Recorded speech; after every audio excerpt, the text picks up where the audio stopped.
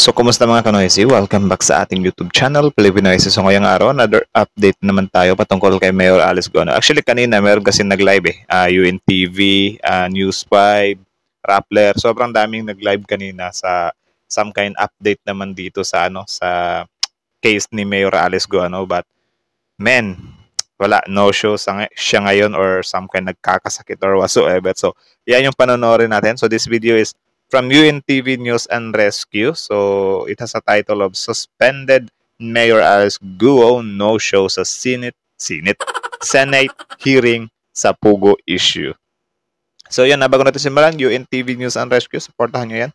Tapos, syempre, kung tip nyo ng mga ganitong reaction video, may kasama kayo manood. Huwag nyo na rin kalimutan supportahan yung YouTube channel natin, Filipino IC. So, hindi na natin ito patatagalin pa, pakaagawin pa ng China. Again, ang title ng video ito, Suspended Mayor Alice Guo No-Show sa Senate Hearing sa Pogo Issue. Nako, bakit kaya amin?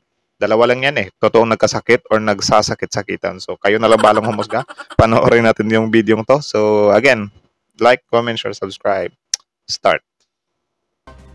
Arlene, bakit hindi dumalo si Mayor Guo sa Senate hearing ngayong araw? At ano-ano na rin ang napag-usapan sa pagdinig? Nako. Ella, ayon nga sa kampo ni suspended Bamban Tarlac Mayor Alice Guo, masama umano ang pakiramdam ng alkalde. Kaya nako, masama na yung pakiramdam, guys. My goodness. Ewan ko talaga, mostly sa mga akusado, do hindi ko nila lahat kasi hindi naman talaga natin alam kung ano talaga yung ni Mayor Alice Guo, di ba? Kung totoo man or hindi na nagkasakit siya. Pero bakit ganun? Halos, every time na meron talaga mga ganito.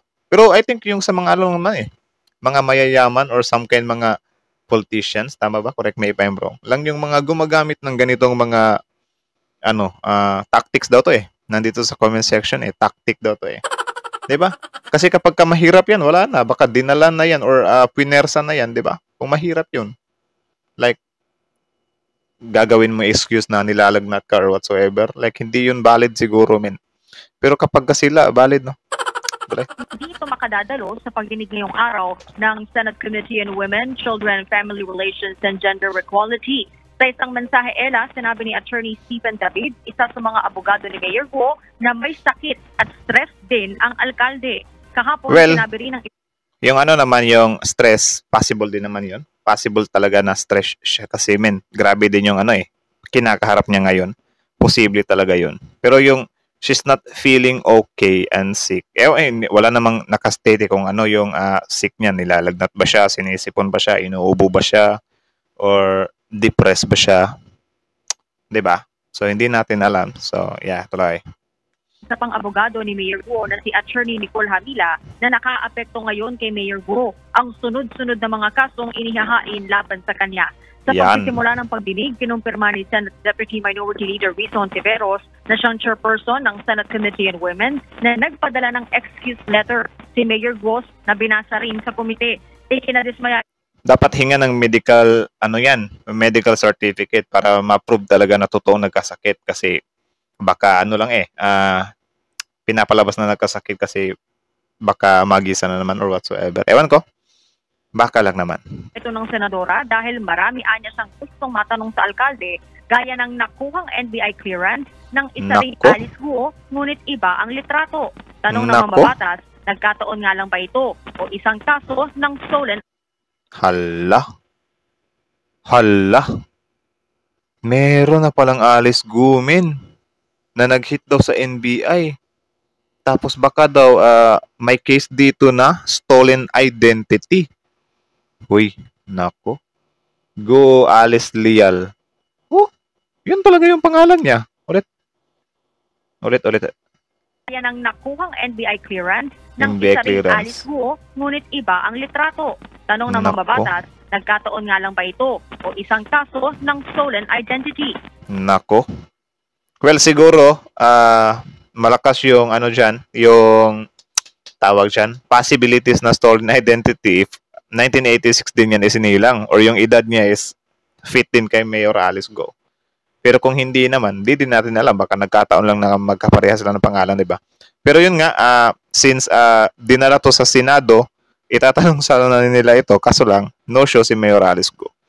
Baka naalam na nila kung ano to Kaya, ewan ko, pinaplano pa nila. Same ang birthday sa birth certificate ni Alice Leal Guo na tumakbong mayor. July 12, 1986. Kagipar. Same ng birthday. Hala. Hala. Grabe. Kasi yung passport, meron namang passport na nakita din, Chinese passport, na dumating lang din dito, 13 years.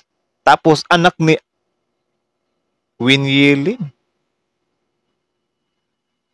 Nako, ang lalim na nito, men. Pareho ang spelling ng pangalan, pero ibang-iba ang mukha. Nako.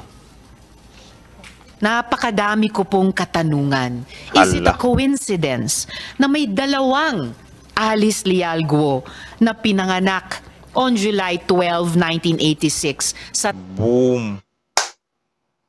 What the heck? Grabe. Sobrang solid ng mga natutuklasan nila, min, ha? Coincidence lang ba yan? Same kayong ipinanganak at the same time, same kayo ng pangalan? Halaka. Sana makita tong babaeng to. Sana i-publish nila to at ipa-search kung sino talaga yan. Kasi kung if ever lang, hindi na siya nag-i-exist sa mundo itong picture na to. Yan. Sino ba yan? May possibility. 'Di ba? Or talagang missing lang. Grabe. Hala. Tuloy. Tarlac. Inimbitahan din ng iba pang mga kaanak ng alkalde, ngunit hindi rin ito dumalo. Nagpasampina na sa Senator Hontiveros kina Mayor Alice Guo at iba pang resource person na hindi rin nakadalo sa pagdinig.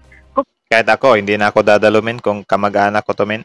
Kumbinsido rin ng mga babatas na konektado ang mga sindikato na nagpapatakbo ng mga pogo dahil pag-alamang isang incorporator ng Baofu Compound sa Bamban, Tarlac, Pogo na si Huang Ziyang na isa ring pugante ng China, incorporator din pala ng Sun Valley Clark Hub sa Clark, Pampanga na ginalugad naman ng mga otoridad noong 2023. Sina Senators Grace Poe at Sherwin Gatchalian na nawagan ng muli sa kanilang mga kasamahan na suportahan na ang pagban sa mga pogo dahil malinaw nila na hindi kaya ng gobyerno na bantayan ang mga pogo dahil... Actually, di ba, pinopropose nila na ibaba ng pogo. Men, dapat matapos na yan before ang election, kasi next year, may usap-usapan na tatakbo daw yung tatlong Duterte sa pagka-senador. 'Di ba? Or ewan ko kung malaking bilang na ba 'yon or di din natin alam, baka meron ng papanig sa kanila, 'di ba? Kasi itong mga Duterte, men, hindi din natin sila pwedeng maliitin kasi kahit natingin natin na sirang-sira na sila sa mga tao, di din natin alam na baka mananalo pa sila this 2025 Kasi sobrang dami din ng DDS, men, Grabe. Sa mga protector nito. Kanina, Ella, bago magsimula ang pagdinig, nagkaroon din muna ng executive session yung mga senador kasama ang Anti-Money Laundering Council o AMLAC kaugnay ng investigasyon nito sa posibleng illegal na pagpasok ng pera sa Pogo Hub sa Bamban, Tarlac. At yan muna ang update mula rito sa Senado. Balik sa'yo, Ella. Balik sa'yo, Ella. Thank you. So, yun. This video is from UNTV News and Rescue. So, support nyo yan, guys. Like, comment, share, subscribe. Tapos, syempre, before you leave on our YouTube channel, don't forget to subscribe our YouTube channel, Filipino Essay. Like, comment, share, subscribe. So, ayun na, men. Eto na. Grabe, sakit-sakita na. Or hindi din naman natin alam, malay natin kung totoo talaga nagkasakit. Di natin alam yun. But, coincidence lang ba yun? Na nagkasakit talaga? Or maybe, or baka lang, men, na natiktikan na nila ito ba na, uy, my goodness, meron na naman silang bagong ebidensya na nakuha ngayon. Like, meron silang natagpuan na NBI clearance na Alice Leal Guo ang pangalan at the same time, same ng birthday. So baka na nila ba na, my goodness, no show ka muna ngayon. Baka lang naman na huwag ka muna magpakita ngayon kasi mukhang mabigat-bigat yung isasampal nila sa'yo ngayon. Di ba? Do you think? Grabe yun, Grabe, nung una, sinabi ko sa inyo ba na grabe Alice Leal Guo. Nako, kapag same birthday pa talaga yan, ewan ko na lang. Anak ng teteng, same birthday. Hala. Actually, pwede siyang mag-fit doon sa sa unang binato ng mga senador about doon sa anak ni yung sa passport ba, anak ni Win Yilin na kahawig ni Mayor Alice Go sa Chinese passport. Grabe yun yung Chinese passport kahawig ni Mayor Alice Go. Si Zhu Waping, Go Waping, kahawig daw. Tapos ito naman si Go Alice Lial, di niya kahawig. Nandito NBA clearance. Ang gulo. Grabe kakakilabot pala to, men. Ayon nga sa balita na iniimbestigahan nila ito kasi baka meron siyang ugnayan or baka isa siyang uri ng mistaken stolen identity.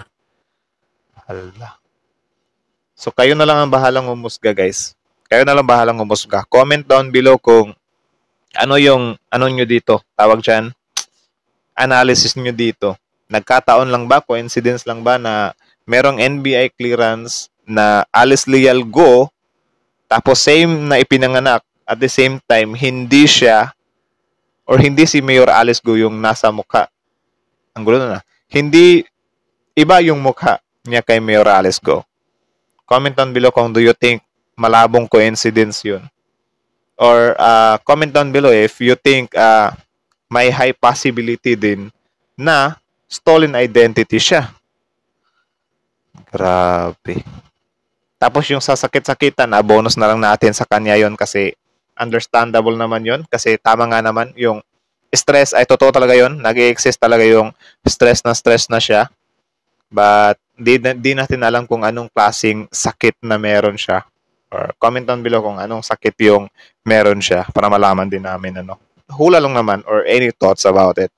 So again, hanggang dito na lang muna. UNTV News and Rescue, Filipino IC. So yeah, like, comment, share, subscribe.